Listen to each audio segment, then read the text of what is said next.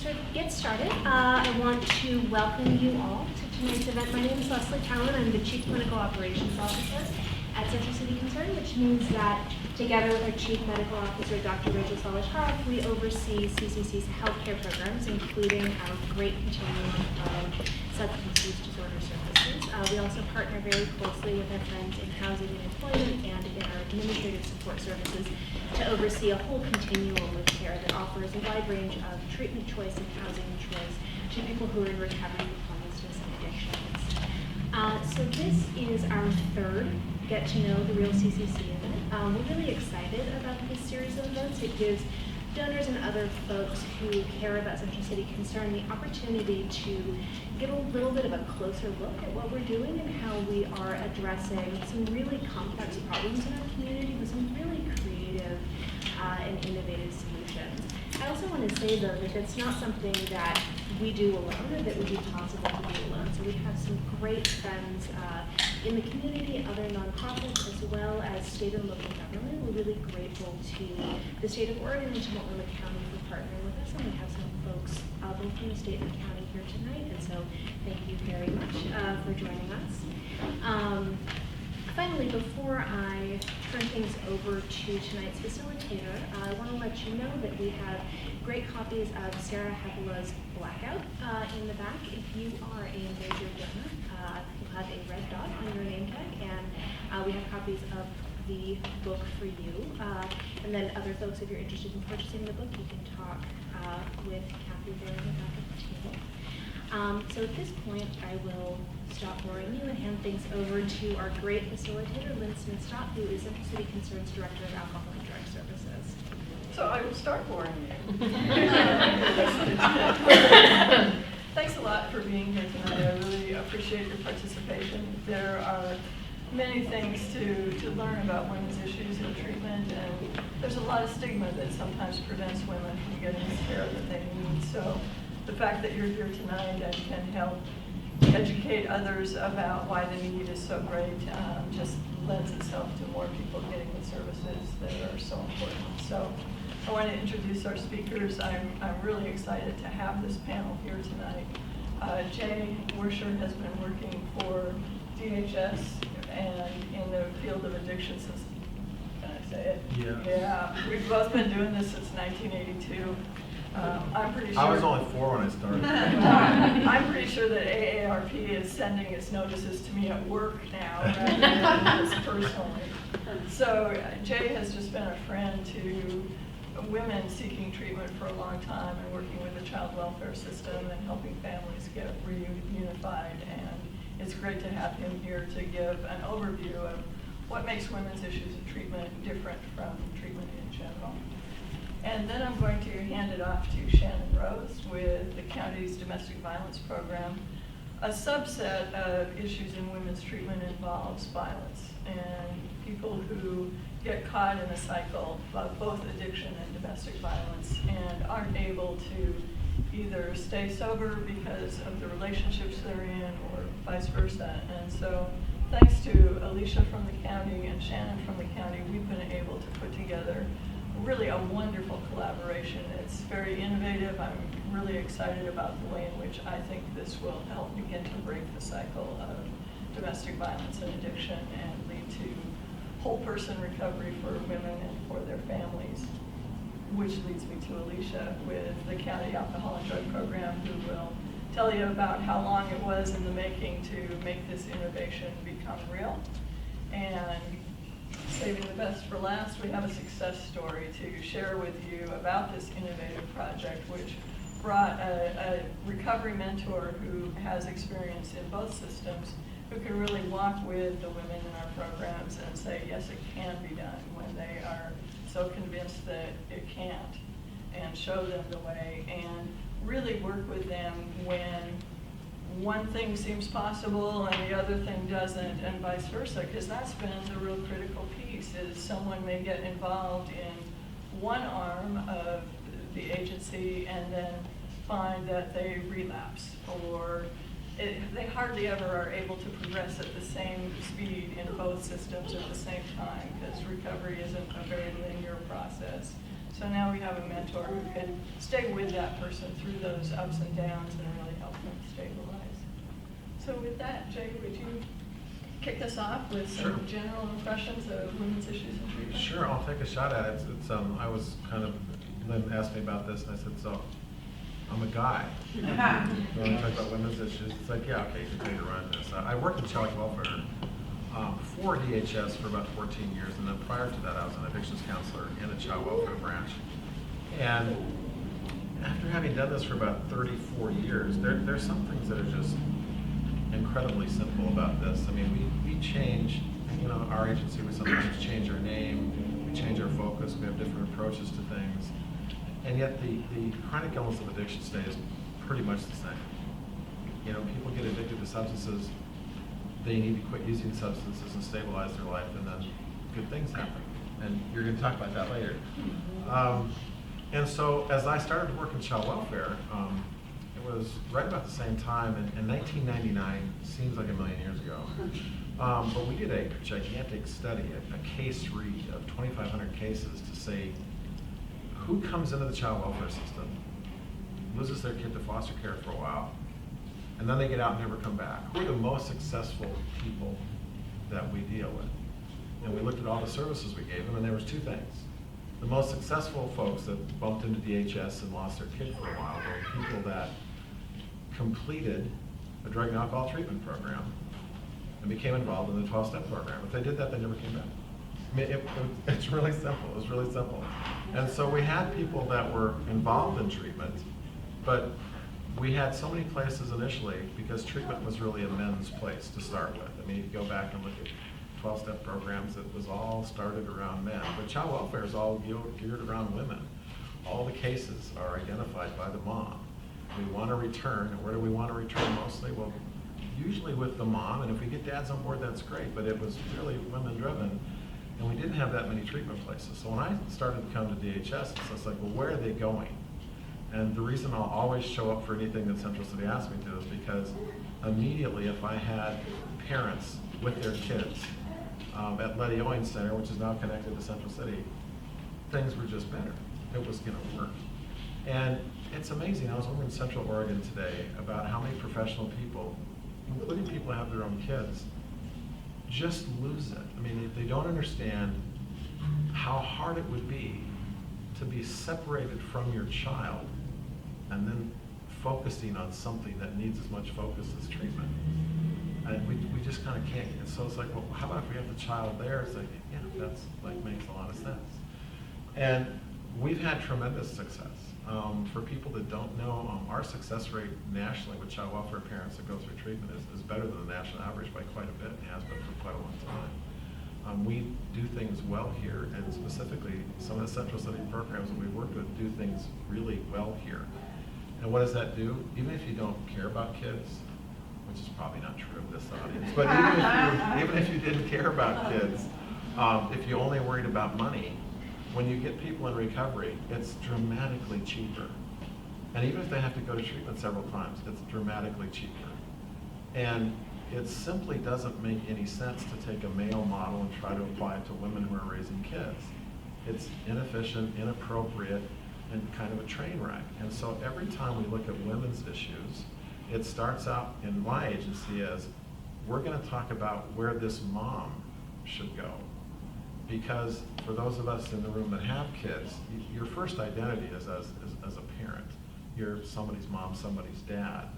And in all the programs where we do that, we call them women's programs because there's women's issues, but from the child welfare perspective, it's like, we're going to start to look at you as the mom of this child.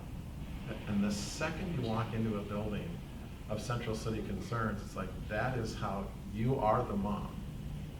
We're not going to fake it that you're the mom or pretend that you're mom or say that you might be the mom. You're coming here as a mom. And who are you going to be living next to? Other moms.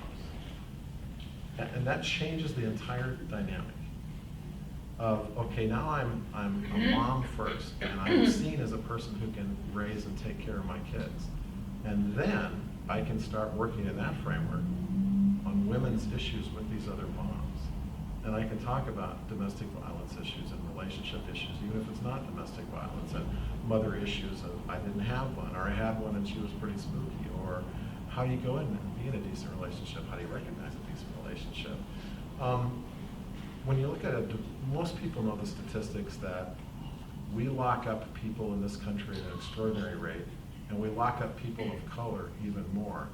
But what's hidden in that diversity issue is if you compare women who have drug possession charges to men who have the same charges, women get longer sentences, even if they're moms. We really can't stand women that are addicts. It just is hard for us. The stigma of being an addict is huge, but the stigma of being a mom who's an addict is even bigger. And so it's that thing about when you already come out of a shame-based system and whatever your background was, and now added on top of that is generally society thinks that, well, it's one thing, to be alcoholic, but a mom, I mean, come on. And somehow we think that just because somebody has given birth, they should be able to overcome whatever illness they have, as well as sleep less, and all those things that we expect of moms in general. And so in order for our moms to be successful, they have to be in a place that, first of all, recognize them absolutely as the parent of children and the capable parent of children. And now they're in the company of people who have those same issues. And they really flourish. And that doesn't mean they get it right every time, but I'll tell you, every May 30th I get a phone call for the last 14 years. I'm gonna tear up. It's great. It's the best thing about May for me. And she says, just got another year, and I want to thank you for being a part. And I was on the team that walked into the hospital and said, your child's not coming home with you, because she was addicted to methamphetamine. And she went through Letty Owens Center. And she got off to a rough start. She was one of the biggest meth dealers in Southeast Portland. And she has got now 15 years clean. And I was out at one of those car show things. I like old cars. And it was in her neighborhood. She's helped me in trainings, and she's been in the Governor's Meth Task Force. And I said, hey, I'm 6 blocks from your house. You want to hang out? And she texted back, I'm working, but go by the cheerleader table. My daughter's there. And I went, okay. So I walk over there, and I see your daughter. I haven't seen her in 8 years. And there she is. And I just sit and watch it. She's a regular kid. She's got a mom who, by the way, has raised enough money to keep a kid in cheer. If anybody has a daughter, that is incredibly expensive. And she's just living the life. And she got that from recovery. And the strength of her recovery, her sponsor, a woman, the people that supported her were women, the people who jump-started her into college were women. At one point, about 2 years ago, I had 4 people that I had worked with, and all of them, 2 of them were completing bachelor's degrees. These are all people that child welfare had taken their children. None of them had completed high school. And at this point in time, 2 years ago, 2 of them completed their bachelor's degrees, 2 of them completed their master's degree. 2 of them now make more money than me, which is a little annoying. And if you had met them on the day we opened their case, which is the worst day in their life, the average person in the public would never, ever have imagined that these people would have succeeded. And they succeeded in programs that identified them as capable of raising their own kids and capable of getting in recovery. And that's what happens in these programs. I love my job. I didn't know that story was coming. Never get tired of it. Yeah. Shannon's going to tell you about some of the barriers, however. There are a lot of reasons why domestic violence and alcohol and drug treatment haven't been integrated in the past. There are almost some things, not just systems that sometimes get siloed, but sometimes natural barriers that get in the way of what we think from the outside looking in would make so much sense. So Shannon, can you tell me a little bit about the frustrations you experienced that led to this great project? Thanks, Lynn. So yeah, I feel like I'm going to be like the bummer on the panel right now. We're getting that midpoint. So I've worked in the domestic violence field for about 10 or 11 years, and I've done this work, I have seen clearly that one of the common barriers and challenges that survivors of violence are facing are struggles with addictions to drug or alcohol. And so I think this is so, so important. And I wanted, just in case people don't have this information, just to start with a little bit of scope of that. So we know there's been a lot of studies and a lot of data on this connection, and we know that women, in particular, who are survivors of violence, are about 15 times more likely to use alcohol and 9 times more likely to use drugs than women who haven't experienced domestic or sexual violence. So it's a really, really high correlation, right? We know that the violence isn't causing the addiction and addiction isn't causing the violence, but there is this overlap that's just so profound. And what we've seen for this connection is really there's sort of two things going on. Primarily, I think what we often think of is that these women often turn to drugs or alcohol as a coping mechanism, right? To cope with physical, emotional pain and stress, because it might be the only option available to them. And I think that's what we often think of, and that does happen a lot. But also what happens a lot that I think we don't often think of is that the person who's actually perpetrating the abuse and the violence against them oftentimes is coercing or forcing or pressuring that other partner to engage in drug or alcohol use. And I have seen that so much over my career, where women who are leaving an abusive relationship come in and they say, well, I used with my partner because, he forced me to, or he threatened me and he made me, and now I'm fine because he's not around anymore. And then they start to realize over time that actually that has sort of taken on a life of its own, right? And so now there's this other lingering problem for them. So I think working together has been so crucial, and it hasn't always been done in the past. I think what we've seen is that there's been a lot of siloing of fields between domestic violence advocates and programs and treatment programs, just like there is with other social service agencies out there, that a lot of times we all work in our own bubble. And historically, I think that's what's happened. There's been barriers that I've noted them just so I don't forget any of the crucial ones, so I'm going to look at some of my notes. But first and foremost, I think that there's been a lot of differences in philosophy historically, that there's been sort of division amongst these different fields. And sometimes, when I worked with survivors on the domestic violence side of things, they would go to treatment and hear a message, and then go to a domestic violence advocate and hear a message, and those messages would conflict, and their support people on either side aren't talking to one another, and then the person is in the middle and not knowing what to do, right? And so that has created a big challenge, I think, for a lot of women who are seeking safety and seeking sobriety and recovery, because those messages get confusing and overwhelming. And one of the reasons why I think peer support is so important, and I know Amy's going to talk about that. We also know that for me as a domestic violence advocate, the connection that is probably most important to me and one of the biggest challenges is just how these two issues affect safety for people. When a survivor is trying to get safe in their relationship, whether they're trying to leave it or reduce the violence that's happening within it, if there is drug or alcohol use as well, it affects their safety tremendously.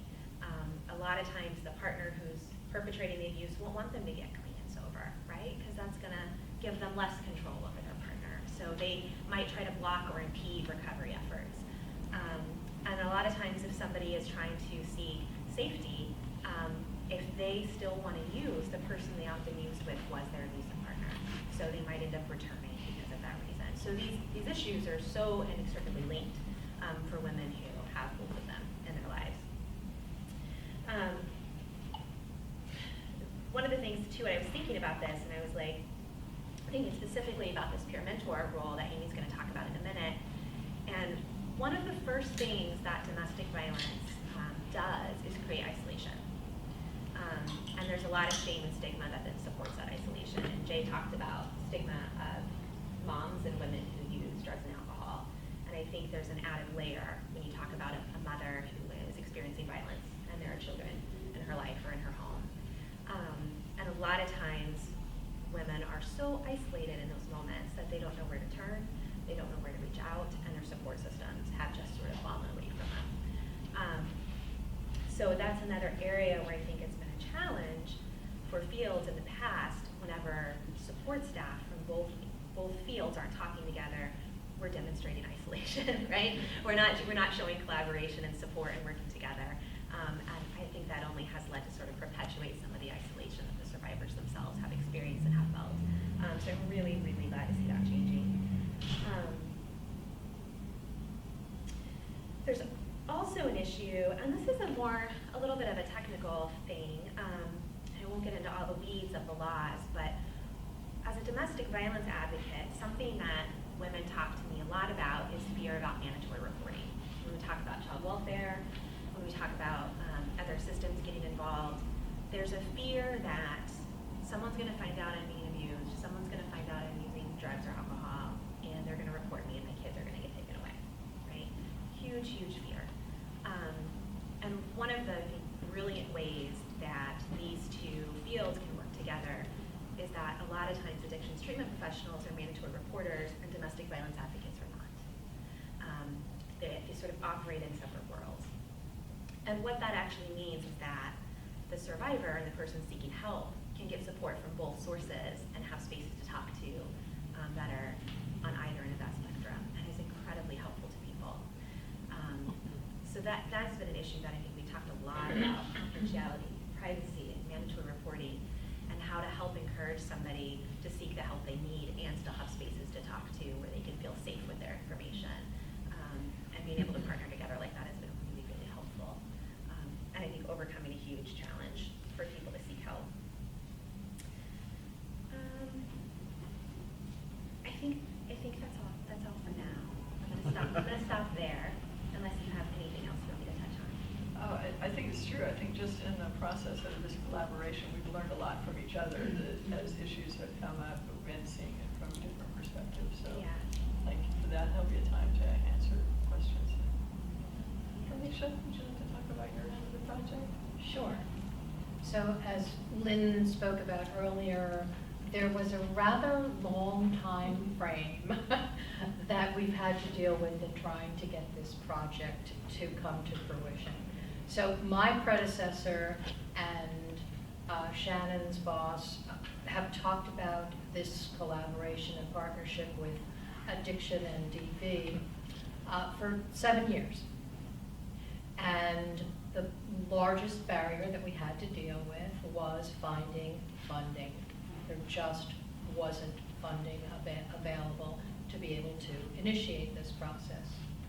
So in the last year and a half, especially with the onset of the Affordable Care Act, and more of our folks being able to get coverage for treatment and access to treatment, that has freed up monies that we normally from the county would have funded to our treatment providers for those folks who previously did not have insurance. So we turned that money from paying for treatment into providing recovery support services that are not Medicaid or insurance billable. This allowed us to give some funding to treatment providers to bring aboard recovery mentors. So we knew having a mentor assist someone with an addiction issue and guide them through the process and provide them support really had a major impact in their continued recovery. It was no more, come to treatment, great, you did real well, now you're done. You needed to have that ongoing support, and that's really what the recovery mentors are about. So we looked at, okay, now we have all these women coming in here, parents, moms, we've got their kiddos here, they're learning how to reparent. We have another program that is working with child welfare and the court system and treatment to make sure that our folks with addiction issues who are child and welfare involved are getting into treatment quicker and getting access. But we know now there's this other thing that's really prevalent, and how can we bring that added support and accessibility and ability to, as Shannon said, be secure in telling folks, well, I also have a domestic violence issue. I don't want to lose my kiddo. I'm coming in here to access treatment, but I'm afraid if I tell you I've had this issue, I'm going to lose my kid. And we've been able to now provide that added funding so that we have a mentor through CCC at Letty Owings that can work through the continuum. They'll come into residential, they'll move on to outpatient, and that mentor can now follow them through and work with all of our domestic partnership folks, domestic violence partnership folks, advocates and so forth, and get through all of those systems and work with someone who's been there, done that, and can relate to those folks who really need those supports. It's not a lot of funding, but at least it's a start, and at least we've been able to get the project after 7 years off the ground. So that's pretty much where we're at now, and then Amy can tell you what that's like to work in that. So hi, I'm Amy Simpson. Thank you so much for having me. I really appreciate it. And I just wanted to start off by saying that I am truly humbled and honored to be in this role in this project. To be a member of this team and to be a part of the development of it is just like a dream come true for me. So a little over 4 years ago, I myself was in the throes of a meth addiction, and after leaving treatment became a client of Central City Concern Services. I lived in Central City Concern alcohol and drug-free housing at the Estate Building and the Fair Market Housing Studio. I did the CVC, which is the Community Volunteer Corps, and then I also became a customer of the Employment Access Center, and in working with them, I was able to become the person that I am today. I am a certified recovery mentor, and then in coming into this role, into this project, I've also received special training to become not necessarily a DV advocate, but to increase my awareness about domestic violence advocacy, because I am too also a survivor of domestic violence and intimate partner violence. So, let's see. What else? Let me find where I am on my notes here. Okay, so in my experience, I can say that when I went through, seeking help from my domestic violence situation, I was lost. I was completely lost. And I kind of had to muddle through that systems navigation by myself, and I truly could have used someone like myself to help me figure out what to do next, where to go, the questions to ask, and that systems navigation, which can be incredibly difficult with self-assertion, with personal power. I'm sure we all understand domestic violence issues center around the issues of power and control. And for a person who is a victim of domestic violence, that power and control is gone. And so assuming the power to make it through the systems, to gain access to the DV services can be a challenge in itself. So to have somebody who's done it before, to help you walk through it, take your hand, walk beside you, help you gain your voice back, be heard, understand the information, and know what to do next is priceless. And then of course we find that same situation in recovery mentoring. So like it was stated, it used to be where, you're done treatment, bye-bye, good job, and then you had to figure it out. And I felt the same way. I was not a recipient of mentoring services when I left treatment, and I kind of felt like this Autobot for a long time. What do I do? Latching on to people who were going to meetings, what do I do next? So at least having a recovery mentor in your life can give you some direction, and somebody who can understand both the domestic violence issues and the recovery issues, and the unique manifestation of those things in regaining power and control in your life, I think is an amazing service. So at this point, I started working with Central City Concern in April of this year at Letty Owens Treatment Center, where my office is located. And since I assumed this role as the domestic violence recovery mentor, I've had contact with over 80 clients and participants. Most of the client base is coming from Letty Owens Treatment Center, but I've also interacted with a bunch of participants from domestic violence shelters, domestic violence resource centers, and also referrals from Multnomah County Domestic Violence Services through Shannon. What's unique to this position is what Alicia said, is that I'm not restricted to just working with clients at LOC when they're at LOC, Letty Allen's Treatment Center. I can continue to work with them as they transition out, and I think that's like the gem of this project, that I can continue to work with them as they transition into supportive housing.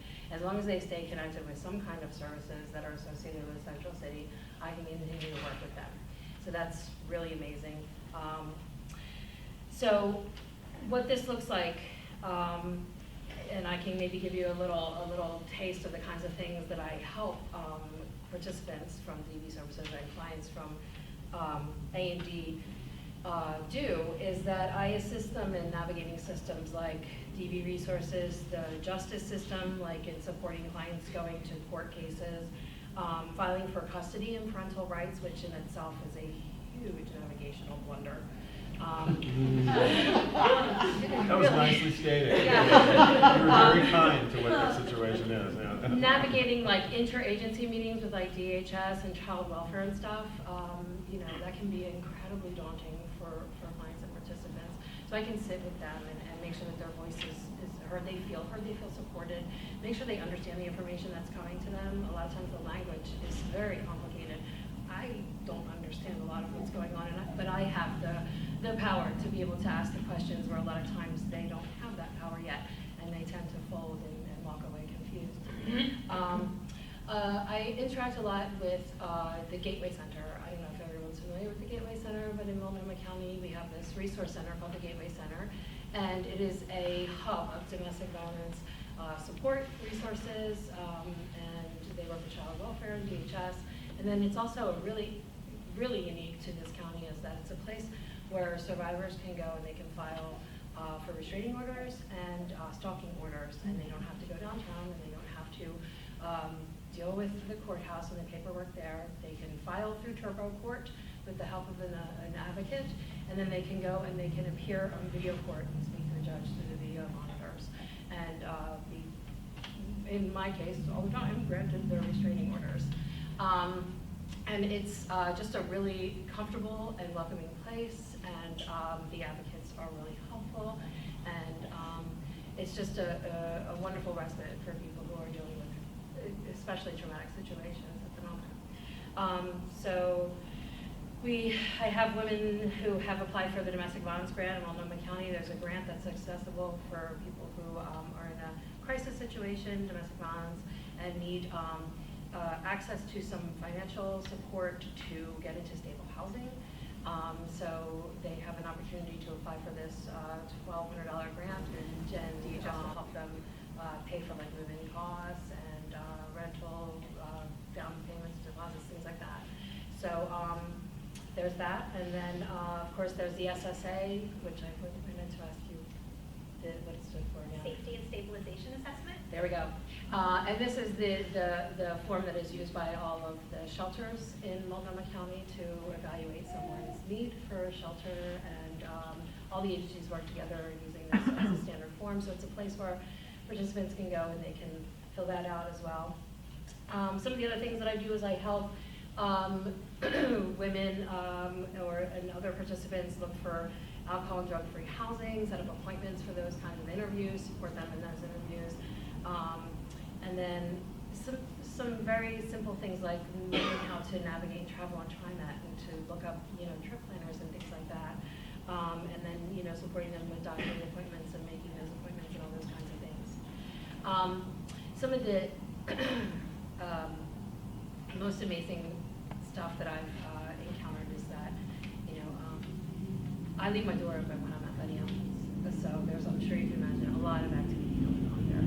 And I can be a part of that treatment team in that where there's a gap, I can fill it. If there's processing that needs to happen in the moment, I can be there for those clients to talk. I can listen. I can offer my experience. What's unique about my position is that as a recovery mentor, I don't have to maintain so much of a barrier between myself and my clients, and I can disclose a little bit more about my experiences so that we can find a union in our life experience, and that they can feel like I'm on their level and that I'm there to support them. They can be very honest with me, and they can very open with me. And I've had, I think it's 6 clients have, since I've started letting Owens, have transitioned out of treatment and are in supportive Central City Concern housing.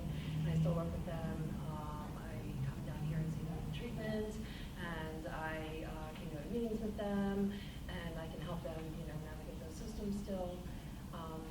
So, in addition to that, my partner who's with LifeWorks and we do informal art groups at Bradley Angle Shelter and at Raphael House Shelter. And we have what we call casual contact time, where we're just there for participants to come and talk to us. And I've gained, I think it's 3 participants on my caseload just from being there and being available for them to talk to make art and to talk and feel comfortable. And I think the biggest thing about my role that I really like is being able to normalize their experience and afford them that care and comfort, that there's somebody that's walked through it like before them, and that they don't have to be so afraid. Thank you. That was incredibly well articulated. It was a great job. Thanks. You did a Thank great you. job. Great Means a job. lot. And it's one of those things where, I mean, I'm a nice guy, but I can go to college and get 10 more degrees, and I will never have this to give to any client I work with. And that's why this is so incredibly important. The work of the recovery mentors, and other people who do this work, it's kind of miracle stuff that happens in 2 seconds. It's just sort of stunning. You'll see a professional, and this is Heather, she's a supervisor of child welfare. You'll see caseworkers taking their best run at it and just get frustrated after an hour of a conversation. And the recovery mentor steps in and turns it around in 2 seconds. And part of you goes, well, thank you. God, I was working really hard at that. And it's an amazing thing to just have somebody with a common experience of having just been up against the government. Just have somebody who knows, who's walked through it. It's just stunningly effective. It's incredible. And I have to say, I'm incredibly selfish about this. I am benefiting just as much as my clients, honestly. Like, I feel so rewarded all the time. I love going to work. I love my job. I love working for Central City. I just feel so incredibly fortunate. That's Cool. my take on it. One of the things that I've been told is that trauma can come in all kinds of forms, big and small, and everything in between. But what really makes the difference in terms of the lasting impact of trauma is whether or not you have support. A small trauma without support can be as devastating as anything else that someone might judge as being more significant. We're putting the support in place, so I think it really is very hopeful that women and families can recover from this trauma. So, any questions or comments we'd like to open it How up? many mentors are there? I volunteer at Lady Owens, but I don't know that answer. How many mentors are there? One. Just you? At the whole, all Yeah. of us? Just me. It's a pilot You're project. busy. I'm associated with Central City Concern. I'm an employee of Central City Concern. And then my partner, Brittany Forks, is an employee of LifeWorks, and she's at Project Network. And we are the first of our kind. And Yay. yeah, we hope to be replicated. It's the unfortunate side of funding that's available, is there's not a lot of it. And so, even though it was a long time in the making and we didn't have a lot, at least we had enough that we were able to go forth with this project and hope that it would be successful and we would have the funds to continue to fund it. You and Nick, how about that? Okay, so I guess I need a little background. I hear about this project, and I kind of piece it together as we go around here. It sounds like taking care of moms is part of it, domestic violence, but what it sounds like CCC went off and won a grant for something, and you're pulling these groups together. Can you give me a little background? I mean, this is how many people a year do you do with this project, and what's this project called? And I'm kind of missing all that. Sure. We started a pilot project, and did we start in about April? Is that Yep. correct? And it was a collaboration with the county, and we were fortunate to be one of the agencies selected to have a mentor placed at CCC, and LifeWorks also had a mentor place there. So we're getting information on how many people we can serve, how many people are in need of services, and what their needs are, how we can help them benefit so that we have better outcomes for families and women who previously may have been served in one system or the other, but not had all their needs met. They really needed integrated care. And so this pilot project is what brings those pieces together. So what we've done is taken the domestic violence silo and the A&D addiction silo and really brought them together and de-siloed them and tried to find a way to work together to provide the needed service for women who in most cases would not be able to address their domestic violence issues and needs in treatment. But now, because we have an A&D recovery mentor with a DV background and getting special training around domestic violence, they can now help them negotiate both systems. So there's like a person comes in and there's a mentor assigned and helps shepherd them through all these different agencies. Is that what you're saying? Absolutely. That's what's going on with this? Yeah. So I'm housed at Letty Owens, which is the Alcohol and Drug Treatment Center for Women and Children. And DV services are always voluntary. So if in a counseling session with their counselor, it becomes up that there is trauma and domestic violence issues in their past, the counselor will strongly urge them to come and talk to me. My door is always open. They can send me a comm doc and make an appointment, or they can just show up. And so when they come and sit with me, I talk to them about, all of the different groups that I can offer them, knowledge about, advocates that they can meet with, or different agencies that they can go and talk to someone who may be, depending on their needs. So I could refer them to a trauma recovery empowerment model group, or I can refer them to a domestic violence support group that meets weekly. I can refer them to talk to a specific advocate. I could refer them to legal services at the Gateway Center if there's legal issues around DV issues. So there's a lot of different things that I can refer them to. I can transport them to those appointments. I can sit with them on the phone to make appointments. So it's kind of like, here's what we have to offer, what are your needs, and how can I assist you in getting there? So you're the new element. I mean, these are other existing organizations, and you're the new part. Is that right? That's right. So, and is there a class, like the class of 2015, or is it just, this is just ongoing? This is The efficiency from the state, as the State Department of Human Services looks at this, I mean, we're primarily invested in child safety, so we have the child in foster care. Oh, they need treatment, well, then they can have their child there. But we used to be that, well, Mom, you have to go to treatment over there, and then she's got DV issues. What do we do for that? She's like, well, it'd be nice if she got a court order and kept that guy out of it. Well, none of our caseworkers generally are familiar with that. So rather than pointing to 4 different places, we're like, when you're in treatment, you should go talk to what's her name. Because she'll do all that for you. And the efficiency of that is just incredible. And it's not only just about the efficiency of, I can transport you when I need to, but when you talked about doing the thing, it's like, I don't have to go down to that big daunting courtroom and go in yet another courthouse and face another judge about another horrible thing in my life. It's like, no, we're gonna do that right here. It's like, cool. But what happens, here's what happens, she knows all that. She knows exactly how it's gonna work. She can tell that to the client. It's just so incredibly efficient from not only a cost saving standpoint, but just the clinical jumps that people can make to not have to build up to all this big stuff about going to court again. What the heck's a restraining order? What does that even mean? And here, just go in there. It's great. And from a larger systemic standpoint too, I mean, this is the on the ground work.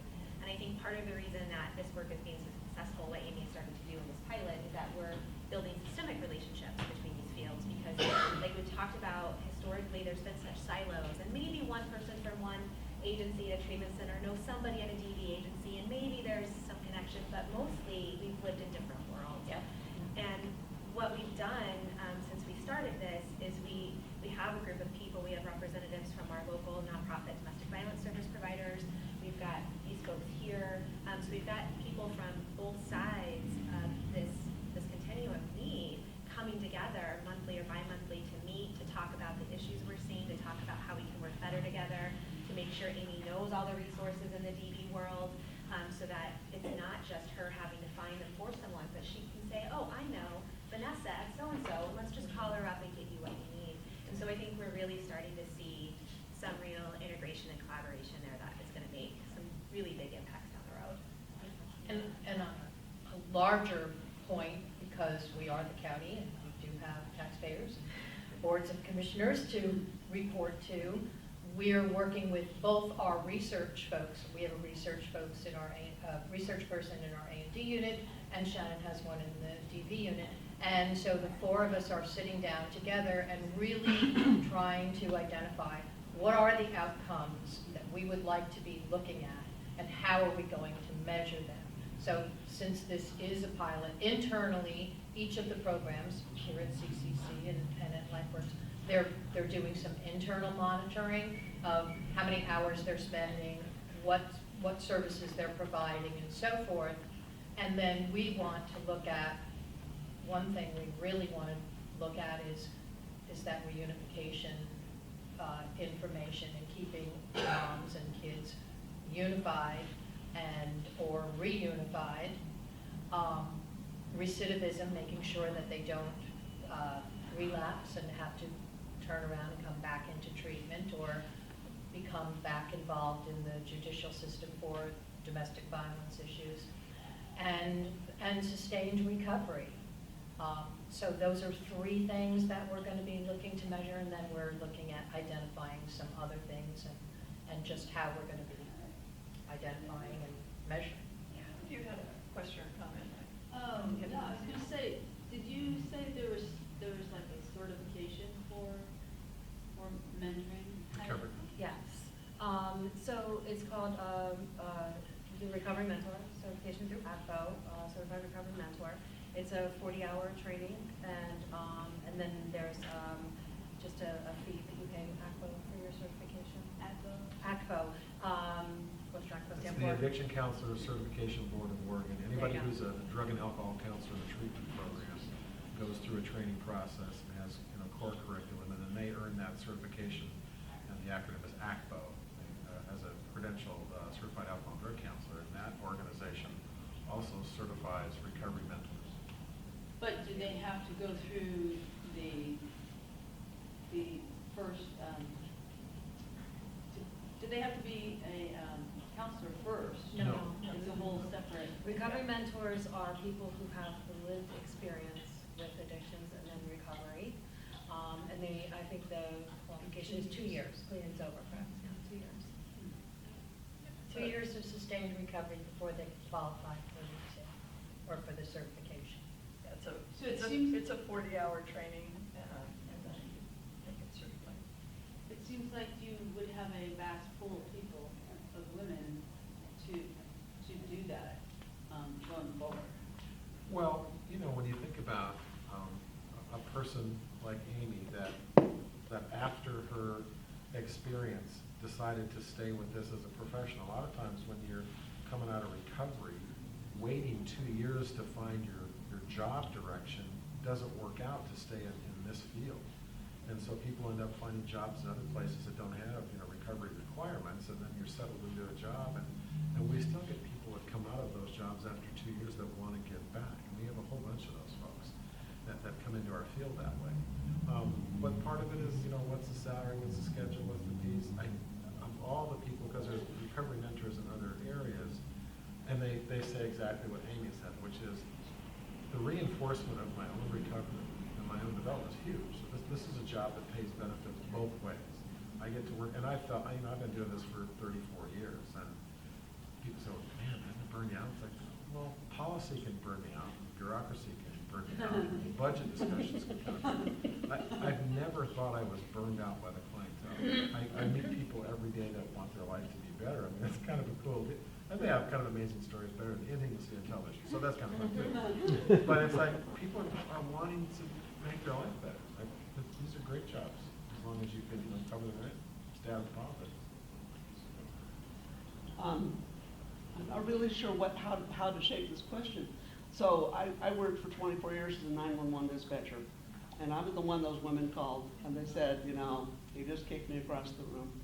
And really the two best things I had to say to well, three best things were, one, I'll have an officer come by, and if there's any marks on you, he's going to jail. That was kind of satisfying to be able to say that. Two was I would try, anytime I had the opportunity to say, you have the right to not get hit. Nobody has the right to hit you. And because usually they wouldn't believe me because I've never been in that boat, I would say, you need to call this phone number. I would give them the women's crisis line because there are people answering that phone who have been exactly where you are, okay?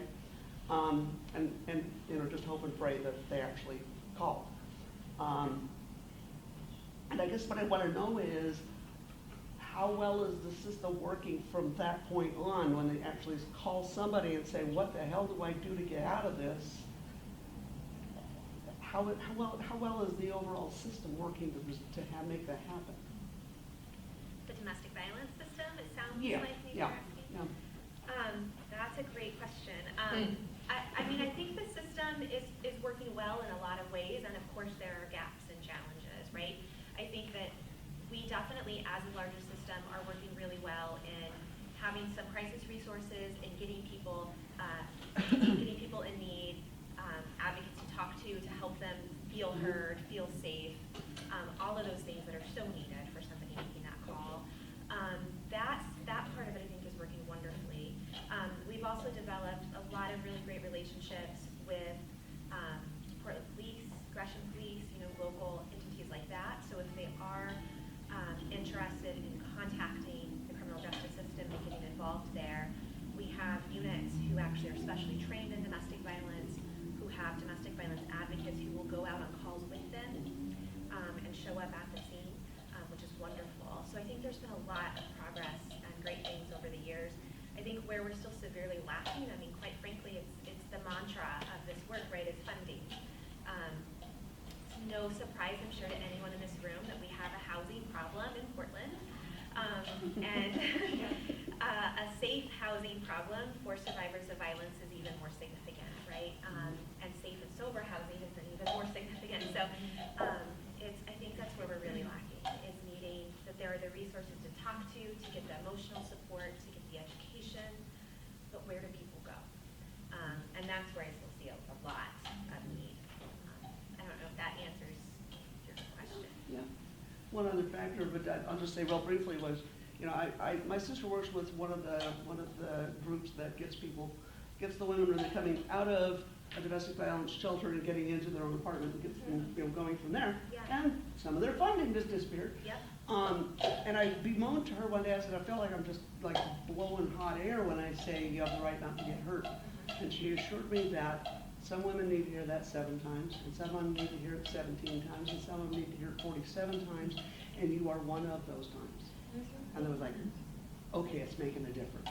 The most important thing in my career, I've had the honor and the privilege to have some survivors I've worked with come back and talk with me later.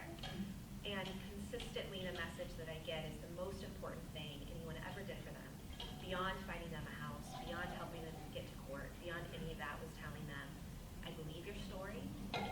You do not deserve the abuse. You deserve to be heard and respected and loved. And consistently, that is the most pivotal thing for them. So absolutely. I was just going to say, this really resonates with me. I was a CASA back in '89 to '93 as a brand new mom, and it was, I didn't know I knew what I was doing. I could go through all the lists and make all the phone calls and really work hard, and yet I go to court with these moms, and I never once got to go to court and say, I support mom keeping the child, because I was reading the list. And I'd go out of there, you'd say to the mom, get housing, get a job, get off the substance, da-da-da.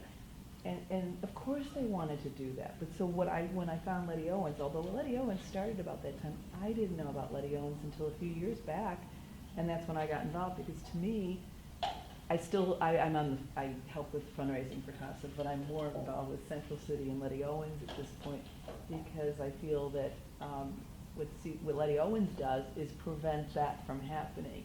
So what I want to get at is CASA, and I almost wish some people were here. I bring up Letty Owens to CASA all the time. Most of them don't even have a clue what it is, and these are caseworkers best training ever, I think, that I ever went through for something like that. And yet they have no idea, Letty Owens, the message isn't out there.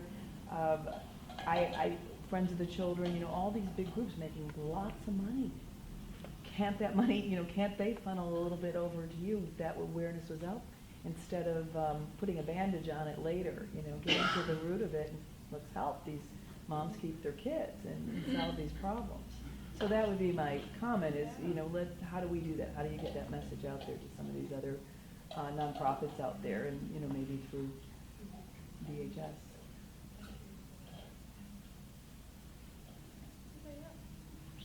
Every single caseworker in Portland knows who Letty Owens. Every caseworker, Yeah. but the CASAs, you know, who are, you know, it's always people, especially on fundraising, go, oh, it's the child, and so Yeah. if it's a dog or a child, you get people more excited. It just happens that More way. about dogs than children on Yeah, some days. yeah. It's kind of frustrating. But So when you go and I talk to these CASAs, they don't have any idea. I just think that's a shame. It is it's a maintenance thing. I mean, you think that at some point in time, do we do the advertising and people will just know it? And I was talking to a caseworker the other day, and she said, well, you know, they sent me this thing, like, what is the United Way?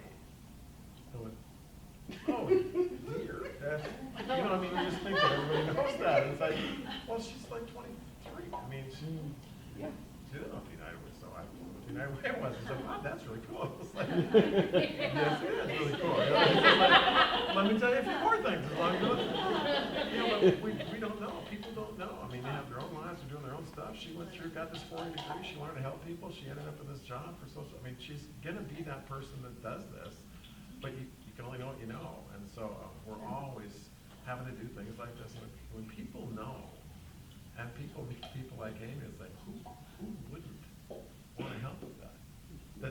The payoff is so financially a no-brainer, and clinically just the right thing to do. I mean, you literally, it's win, win, win, win, win, win. I mean, it's just sort of stunning.